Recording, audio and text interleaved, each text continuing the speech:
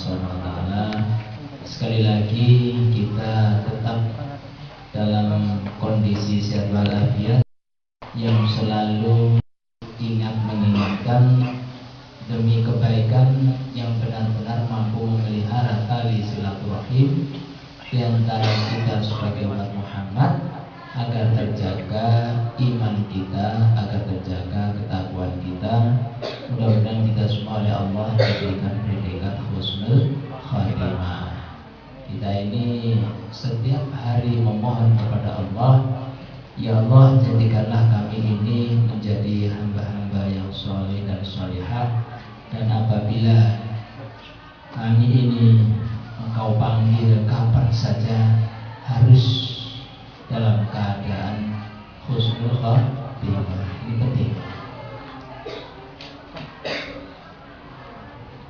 Dijadikanlah keluarga kami ini jika kembali kepadamu dalam keadaan husnul khatimah.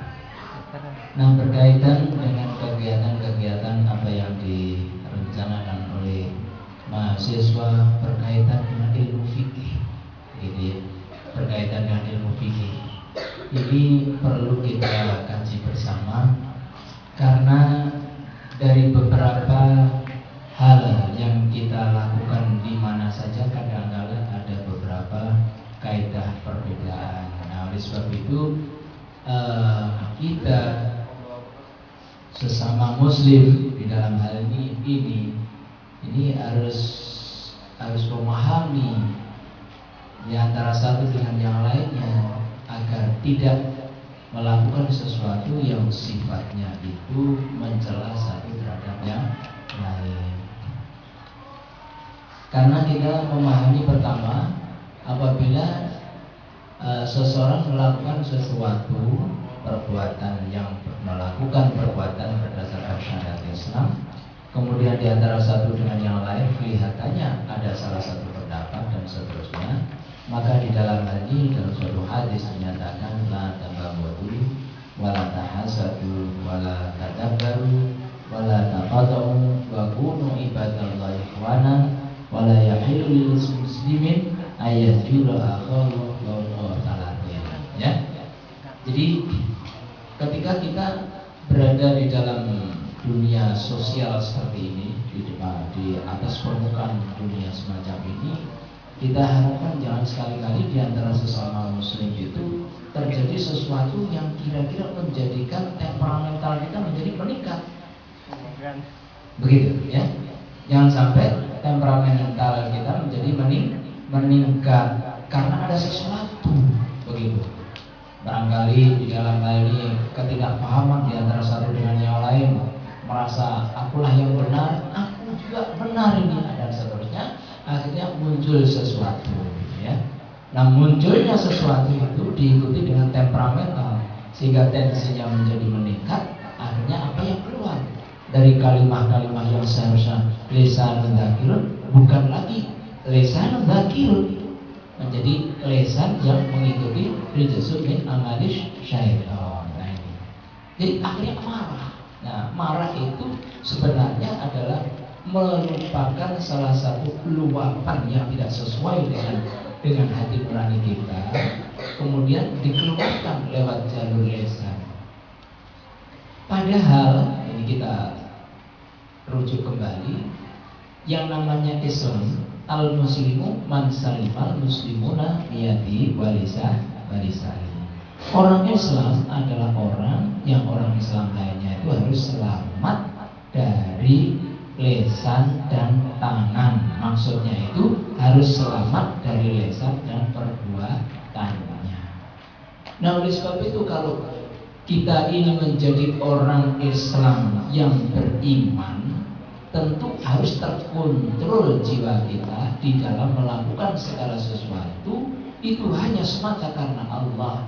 Karena kita iman, melakukan sesuatu baik lesannya menyampaikannya harus berdasarkan rasa iman. Kalau orang melakukan segala sesuatu aktivitas di atas permukaan bumi ini kemudian sampai terjadi temperamental, melakukan sesuatu perbuatan yang lesannya mengarah sesuatu yang tidak sesuai dengan syar'i, ini menjadikan lemah iman. Mari kita pahami bersama. Orang itu kalau imannya lemah, ngomong memarahi seseorang itu enjoy. Itu tanda-tandanya orang lemah imannya. Anda mencaci maki, la tabaghadu wa la tahasadu. Tidak diperkenankan sesama muslim itu mencaci maki sesamanya. Anda masih mahasiswa, bimbinglah hati Anda menuju ke sesuatu yang kira-kira menjadikan kolbun Anda itu menjadi kolbun yang salim, kolbun yang selamat. Jadi kalau saudara bisa marah dengan temanmu, berarti Anda itu termasuk orang yang kena rijsu minal syaitan, berarti lemah iman. Kalau orang beriman tidak akan terjadi begitu. Ngerti ya? Nah ini, jadi kalau tanda-tanda orang yang beriman itu berarti tidak melakukan itu. Tapi kalau itu bisa dilakukan, berarti orang itu lemah iman. Nah begitu. Artinya kolbunnya bukan kolbun salim, tetapi kolbun marid. Kolbun marid itu kolbun sakit, sehingga disentuh apapun menjadi membara. Ini jelas sakit ini kolbun semacam. Nah kolbun-kolbun yang semacam itu harus dilicin atau dicuci ya dengan benar melalui kaidah Islam. Wala tadabbaru, dan jangan sekali-kali di antara kita sesama muslim itu begitu tatap muka kemudian di antaranya saling membuang muka. Tidak boleh begitu ya. Ini baru kita lihat tadi ya, aspek sosial. Jadi jangan sampai membuang muka. Ya, yang satu dingkluk, yang satu dama, yang satu melengos kanan, yang satu melengos kiri, tidak pernah ketemu. Sesama muslim tidak diperkenankan seperti itu. Itu afsus salam bainakum tahabbu. Nah begitu. Jadi sesama muslim harus segera melakukan salah satu salam, karena salam itu bisa menjadikan orang cinta satu sama lain. Nah kalau sudah saling mencintai di dalam hal ini, apa ada di antara satu dengan yang lain terus kemudian menghujat satu ini? Tidak pernah. Menghujat, marah, dan karena tidak cinta. Nah karena tidak cinta, kami tidak menghargai atau tidak mengimani segala sesuatunya karena Allah. Tidak, imannya jadi lemah. Begitu, ya. Nah kemudian wala taqata'u, dan jangan sekali-kali di antara kita sama muslim memutus tali silaturahim. Nah, kajian semacam ini walaupun jumlahnya sedikit, kalau Allah memberikan berkah, mau apa kamu? Nah begitu, ya. Kalau diberikan berkah pada Allah, dimudahkan segala sesuatunya. Begitu. Jadi pengertian berkah di sini segala sesuatu yang diberikan oleh Allah, dan itu nanti kembalinya juga kepada Allah. Tetapi kembalinya kepada Allah, sebelum kembali kepada Allah, yang diberikan kepada kita itu pasti bermanfaat. Begitu. Kalau namanya berkah itu bermanfaat. Kalau Anda diberikan sesuatu, walaupun itu pemberian Allah, kadang-kadang ada yang tidak bermanfaat. Begitu. Karena apa? Diberikan sesuatu tidak dilandasi dengan iman, tidak diterima dengan iman. Karena tidak diterima dengan landasan iman, maka menjadi berkah itu tidak bermanfaat. Lah, tidak bermanfaatnya karena berkah itu diprotek oleh dari syaitan, sehingga yang keluar tidak bermanfaat. Nanti maksudnya, ya. Nah oleh sebab itu, coba Anda punya ilmu sekarang, ilmu kimia banyak, ilmu matematika banyak, ilmu fisika banyak, biologi banyak. Dan kalau Anda tidak memanfaatkan ilmu yang Anda dapatkan, ya tidak jadi manfaat. Karena apa? Kolbun Anda belum memberikan bisikan kolbun yang intinya bagaimana cara mengaplikasikan ilmu itu kepada orang lain. Padahal itu wajib. Nah, gitu. Gitu ya. Nah, oleh sebab itu, jikalau Anda sudah memiliki ilmu, wajib memberikan ilmu itu kepada orang lain supaya ada nilai pahala yang secara terus menerus. Begitu. Ya, nah itu bagi orang yang sudah meninggal, kan kecuali diantaranya adalah ilmu yang bermanfaat. Ya itu tadi. Makanya Anda jadi mahasiswa semacam itu dibekali ilmu yang begitu banyak. Jangan sampai kosong terhadap keimanan kita. Harus Anda berkeinginan menjadi orang yang beriman kalau Anda berada di dalam lingkungan orang-orang yang beriman. Jadi begini. Ada sesuatu molekul yang terikat, ada atomic center, atom pusat yang terikat oleh gugus-gugus, katakanlah amonium. Ya, ada N, H3, amonia, ada semacam. Nah, atom hidrogen yang terikat kepada atom N yang sebanyak 3 atom H ini, ya, ini bisa disubstitusi oleh substituen-substituen lain yang lebih besar, yang sama-sama terikat kepada atom N. Kalau di dalam hal ini semakin besar, maka terjadi salah satu perubahan geometrik molekul. Karena apa? Molekul kalau besarnya terikat atau substituen yang besar terikat kepada atom pusat, maka antara substituen-substituen itu terjadi repulsion effect. Ada pengaruh tolakan. Kalau pengaruh tolakan, maka sudut ikat dan seterusnya menjadi berubah. Nah, oleh sebab itu di dalam hal ini perubahan ini akan terjadi jikalau Anda berada di dalam lingkungan yang benar. Begitu mahasiswa Anda amburadul masuk ke dalam ranah lingkungannya amburadul, tidak mendekati kepada majelis taklim, maka Anda menjadi orang yang kurang beruntung iman itu. Nah, oleh sebab itu masuk di ranah perguruan tinggi, dekati majelis-majelis taklim supaya terjaga iman kita, supaya terjaga ketakwaan kita, dan mudah-mudahan oleh Allah diberikan predikat husnul khatimah. Orang yang ingin mendapatkan husnul khatimah itu kalau imannya semakin kuat dan semakin kuat. Nah ini ya. Karena apa yang kami sampaikan tadi, karena wakulu ibadallah ikhwanan, karena kita semua ini adalah termasuk hamba-hamba Allah yang bersaudara.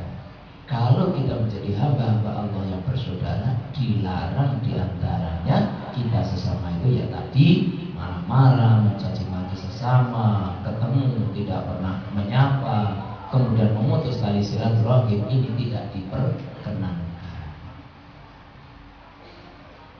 Gitu ya. Nah, wala yahilu lil muslimin ayyajura akharu fawqa thalatin andai kata toh. Karena manusia, sifat manusia masih terbawa. Anda masih benci satu dengan yang lain dan tidak pernah menyapa. Hanya diberikan oleh Allah waktunya adalah 3 hari. Lebih daripada itu dianggap Anda itu termasuk orang yang lemah iman. Andai kata meninggal yang su'ul khatimah, bukan husnul khatimah. Eman kan? Semacam itu eman. Masya Allah. Oleh sebab itu berbaik hati, berprasangka yang baik di antara satu dengan yang lain. Kalau toh melakukan segala sesuatu kesalahan, sesegera mohon maaf. Ini penting bagi kita. Apalagi generasi-generasi yang masih muda-muda begini, biasanya temperamental, jelas itu ya, senggol sidik, lapor, kayak gitu. Nada-nada semacam itu sudah mencerminkan sesuatu yang nilai imannya mulai berkurang, begitu ya. Nanti yang kedua, Anda itu memiliki energi yang sangat-sangat labil, ya, karena berasal pada kondisi yang ter-excited state, begitu ya. Karena kondisi yang semacam itu sangat labil, sehingga punya potensi yang sangat besar untuk melakukan segala sesuatunya. Ada kemampuan, ada kemauan. Nah, hal semacam ini harus dikendalikan, ya, dikendalikan arahnya supaya ihdinas shiratal mustaqim, lurus jalannya. Nah, jalan yang lurus itu adalah jalan yang menuju kebaikan. Nah, jalan yang menuju kebaikan itu apa kira-kira? Mendekati majelis taklim, semacam ini. Ini menuju kebaikan. Mari kita mengarah kepada aspek melakukan kebiasaan kita diperintahkan oleh Allah dan Rasulnya, yaitu melaksanakan sholat. Nah, karena as-sholatu imaduddin. Sholat itu adalah tiang daripada agama. Kalau Anda beragama, ya lakukan sholat. Begitu. Ya, harus sholat. Nah, sholat yang diwajibkan jelas. Begitu ya.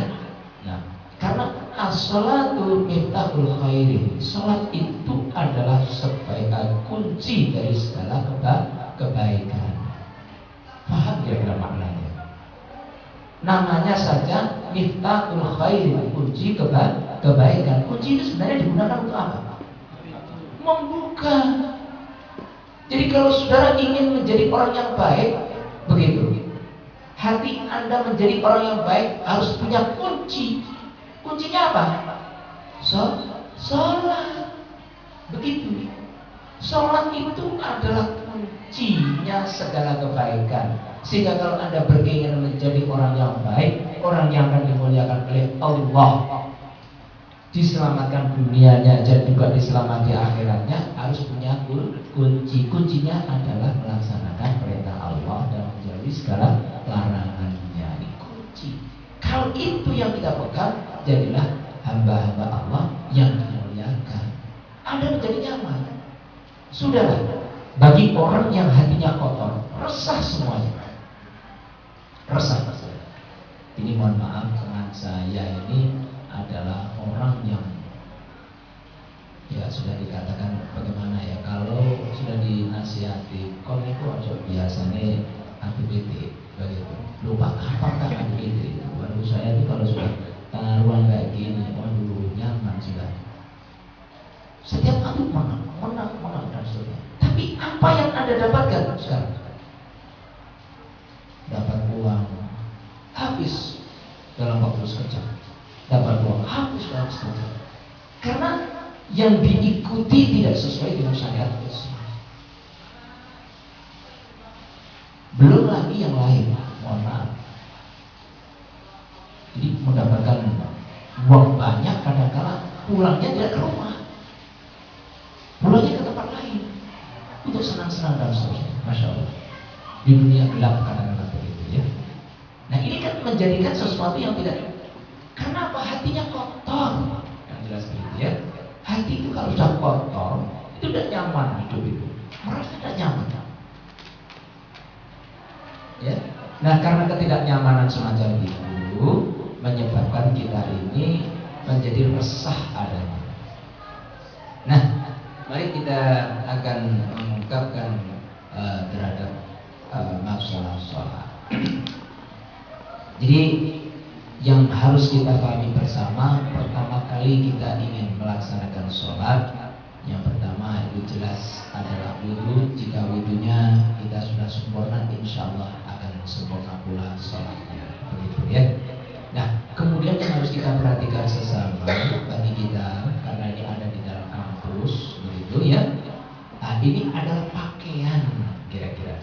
Apakah di antara teman-teman ini sudah bisa menjamin bahwa pakaian kita adalah suci? Nah itu yang harus kita pahami bersama.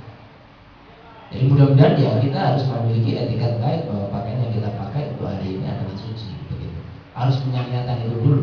Nanti kalau ragu, ya kalau Lutfi punya sarung di sini, Anda yang tidak punya sarung gimana nanti ya? Nah, susah gitu ya. Sehingga teman-teman pondok itu biasanya sampai-sampai ustaz-ustaz yang ada di pondok itu kalau berangkat untuk melakukan sesuatu aktivitas, dia berubah pakaian menggunakan celana, tetapi punya sarung dia, diikatkan ke perut, ya, nah, kemudian disabi dan seterusnya. Intinya kalau dia sholat mengkhawatirkan dengan menggunakan celana itu. Nah, begitu ya, ya berarti ada yang dipakai. Karena pada hakikatnya harus suci hati. Apalagi kalau musim hujan dan seterusnya. Nah inilah kadang-kala yang menjadikan salah satu pemicu pemikiran kita bersama. Bagaimana menjamin itu? Tapi kalau kita tidak melakukan menggunakan itu, apa jadinya nanti? Nah, begitu ya. Jadi kita harus punya etiket yang baik di dalam hati kita bahwa apa yang kita pakai adalah suci dan hati-hati dalam menjaganya. Oke ya. Itu salah satu pakaian yang melekat atau bingkai atau casing yang melekat di dalam tubuh kita itu harus suci. Ya, itu yang harus kita pahami bersama. Yang kedua adalah tempat. Nah begitu, tempat. Upayakan kalau kita melaksanakan sholat ya secara berjamaah. Hakikatnya kalau kita berjamaah itu menjadikan sholat itu menjadi khusyuk. Begitu, ya. Dan pahalanya menjadi berapa? 20 di asyri amsalnya, menjadi 20 derajat ya. Kalau kita sholat berjamaah dibandingkan dengan sholat sendiri. Nah ini karena pahalanya yang berlipat ganda semacam itu. Kalau toh kita tetap melaksanakan sholat sendiri padahal ada waktu dan sunnah, itu sebenarnya termasuk manusia-manusia yang lemah iman. Mau ada waktu peluang untuk melakukan sholat, malah jagongan, ngobrol dan seterusnya, tidak pada waktunya kuliah dan seterusnya. Nah, tidak dimanfaatkan. Ini termasuk, masya Allah. Saya bisa menyampaikan sedikit. Namanya rijasun amal syaitan itu tidak pandang bulu, tidak pandang waktu, kapan saja, di mana saja, manusia itu selalu tergoda. Dan derajatnya namanya syaitan itu adalah melebihi daripada kita. Kalau yang profesor akan digoda dengan yang lebih tinggi daripada profesor, misalnya seperti itu, tingkatan atau derajatnya lebih. Nah oleh sebab itu, karena dia berkeinginan untuk mendapatkan teman, besok dia mau kiamat. Oleh sebab itu, kadang-kala sholat karena tidak berjamaah sendirian jauh lebih godaannya. Anda merasakan nggak? Saya merasakan betul. Karena kalau kita sholat sendiri, kadang-kala lupa lagi waktunya takhir, apa sudah semuanya kacau, ya. Karena semacam itu terburu-buru oleh sesuatu. Karena apa? Dia ingin mendorong jangan cepat dan seterusnya. Kalau perlu digoda macam-macam dan seterusnya. Sehingga tidak usah. Tapi kalau kita berjamaah, insya Allah menjadi sholat yang khusyuk dan pahalanya selalu melipat dan tetap. Itu kita raih. Begitu. Supaya kita tidak menjadi orang-orang yang tergoda oleh rijasun amal syaitan. Nah di dalam hal ini bagi orang-orang yang beriman bagaimana tentang sholat?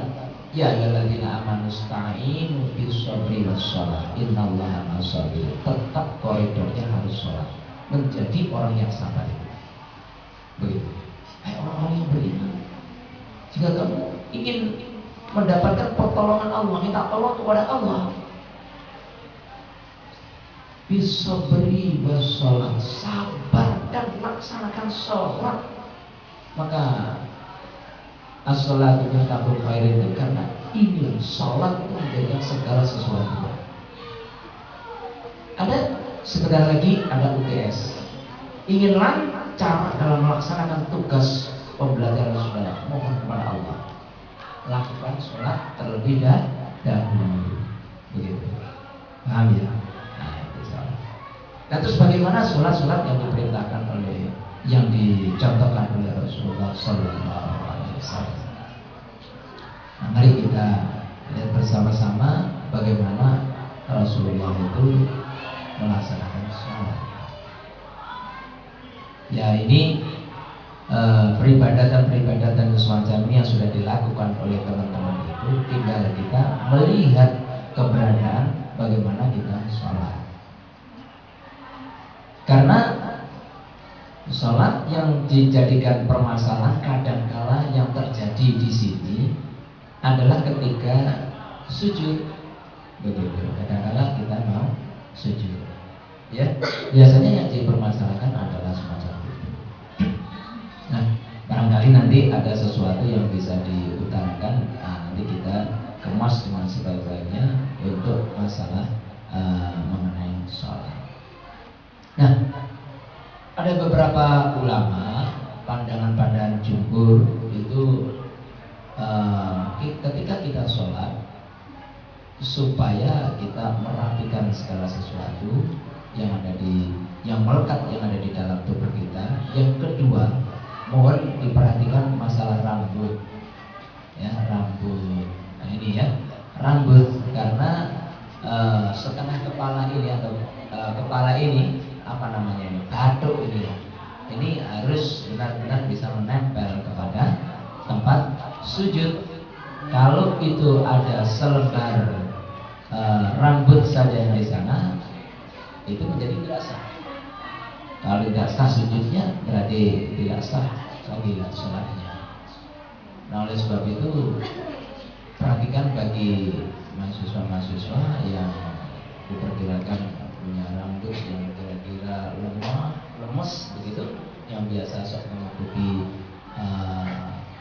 dahi kita ini, ya.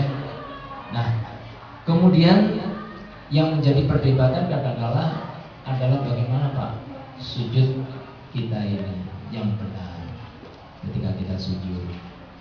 Ketika dari berdiri menuju ke sujud, apakah lutut kita terlebih dahulu atau tangan terlebih dahulu? Kan biasanya dipermasalahkan itu, ya. Nah, kalau di dalam hadisnya itu tangan diharapkan lebih dulu begitu, tetapi maksud di dalam hal itu muncul. Yang dimaksud tangan itu apa? Tangan itu, begitu ya.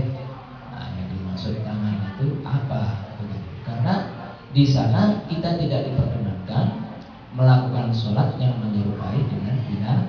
Nah, ini tidak boleh menyerupai dengan binatang. Begitu, ya. Nah, oleh sebab itu di dalam hal ini yang menjadikan urgensi bagi kita ketika kita sujud, apakah tangan atau lutut terlebih dahulu. Nah, begitu, ya. Nah, biasanya bagaimana kira-kira kalau kita sujud?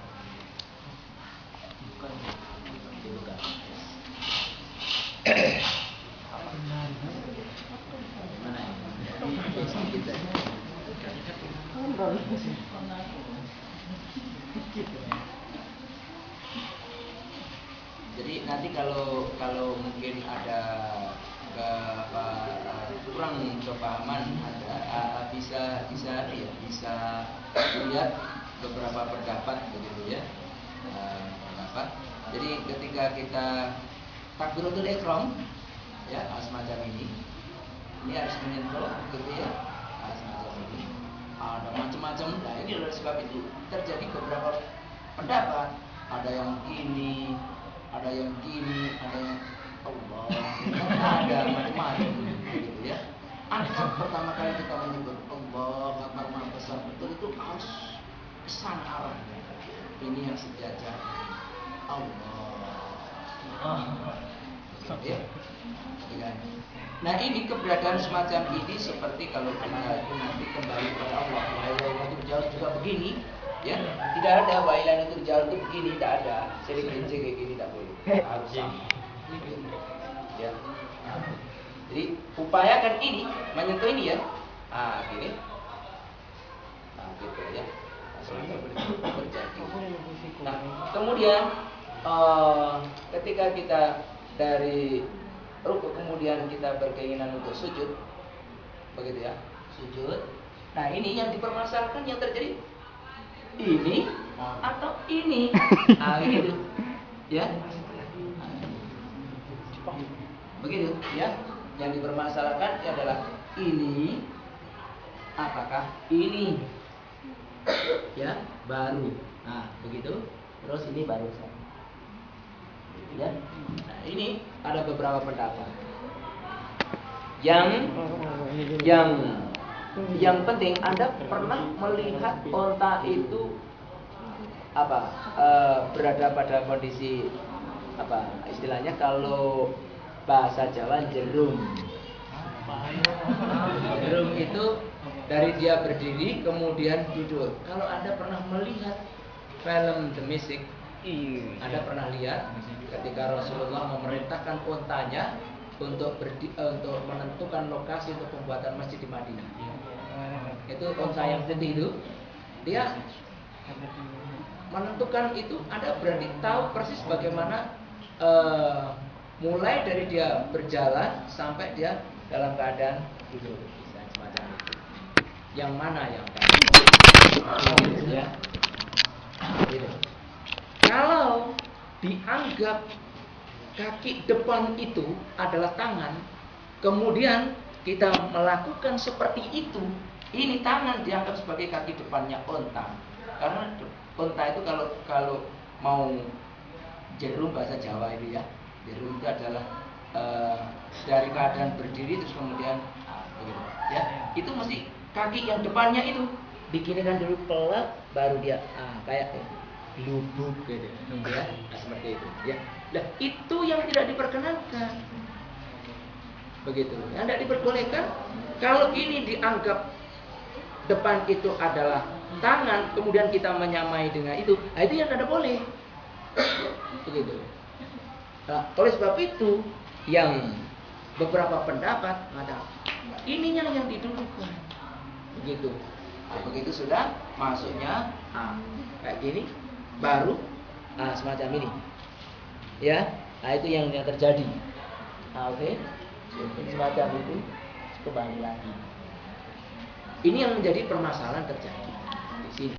Dan kali yang lain itu hampir menyebar. Terus kemudian banyak berkaitan pada saat kita tasawuf awal ataupun tasawuf akhir, gitu ya.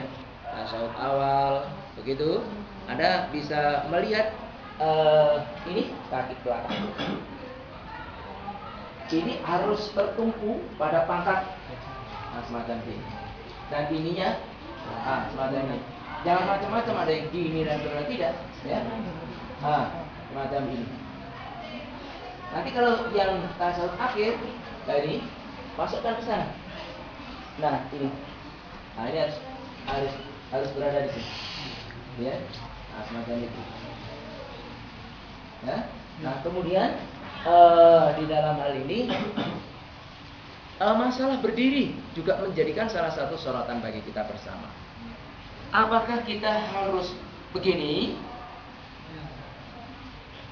Kadang-kadang masih gini-gini lagi. Itu. Apakah begini? Ya, banyak sekali. Kalau beberapa ulama memberikan ini ukuran daripada ini biasanya diberikan kepalan ini. Kalau saya itu dulu diberikan kepalan ini sama ya ini. Coba kamu berdiri, diberikan batasan semacam kemudian semacam. Sehingga posisi kita tidak akan berubah. Kalau udah begini, yang penting dalam sholat itu, yang penting ininya ketemu atau ininya yang ketemu. Ini yang jadi patokan. Ya, rapat itu yang dimaksudkan sawu suku kakum bainakas kata suku min manis sholat itu ini rapat barisan, luruskan itu ini Pak. Tumit ini harus berada di ujung ini. Nah, begitu. Nah, kayak gini, ya. Semua lurus, sehingga lurus.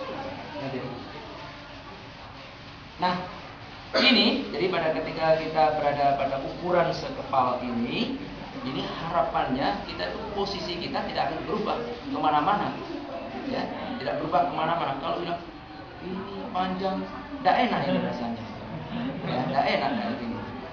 Ya, akhirnya ini nanti kan berubah lagi, terus kita gini. Ya kalau yang satunya itu juga mengikuti perubahan gini, kemudian kita biasanya segini terus dia agak kesini, kan jadi gini-gini nanti jadinya itu.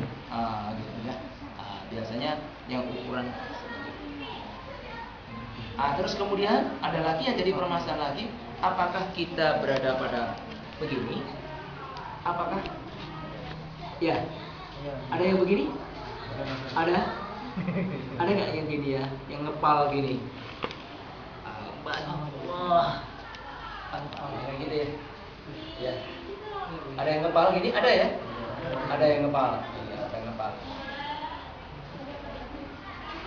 Ada beberapa yang melakukan semacam ini.